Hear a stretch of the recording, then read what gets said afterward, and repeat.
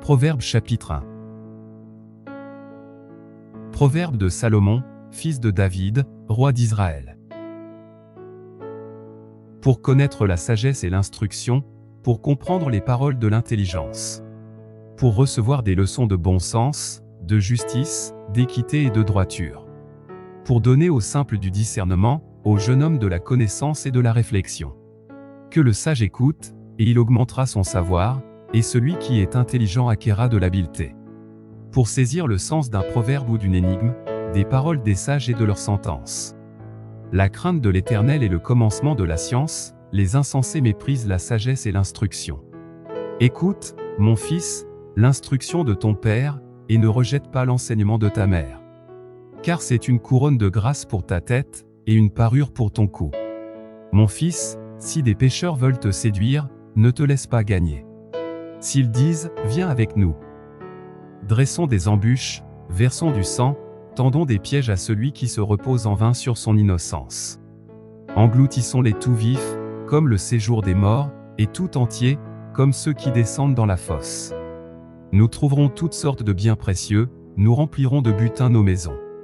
Tu auras ta part avec nous, il n'y aura qu'une bourse pour nous tous. Mon fils, ne te mets pas en chemin avec eux, détourne ton pied de leur sentier.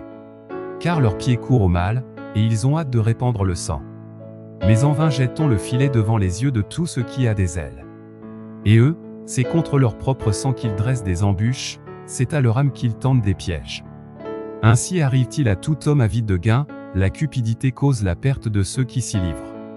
La sagesse crie dans les rues, elle élève sa voix dans les places. Elle crie à l'entrée des lieux bruyants, aux portes, dans la ville, elle fait entendre ses paroles. Jusqu'à quand, stupides, aimerez-vous la stupidité? Jusqu'à quand les moqueurs se plairont-ils à la moquerie, et les insensés haïront-ils la science? Tournez-vous pour écouter mes réprimandes. Voici, je répandrai sur vous mon esprit, je vous ferai connaître mes paroles. Puisque j'appelle et que vous résistez, puisque j'étends ma main et que personne n'y prend garde. Puisque vous rejetez tous mes conseils, et que vous n'aimez pas mes réprimandes. Moi aussi, je rirai quand vous serez dans le malheur, je me moquerai quand la terreur vous saisira. Quand la terreur vous saisira comme une tempête, et que le malheur vous enveloppera comme un tourbillon, quand la détresse et l'angoisse fondront sur vous. Alors ils m'appelleront, et je ne répondrai pas, ils me chercheront, et ils ne me trouveront pas. Parce qu'ils ont haï la science, et qu'ils n'ont pas choisi la crainte de l'Éternel. Parce qu'ils n'ont point aimé mes conseils, et qu'ils ont dédaigné toutes mes réprimandes. Ils se nourriront du fruit de leur voix, et ils se rassasieront de leurs propres conseils. Car la résistance des stupides les tue, et la sécurité des insensés les perd.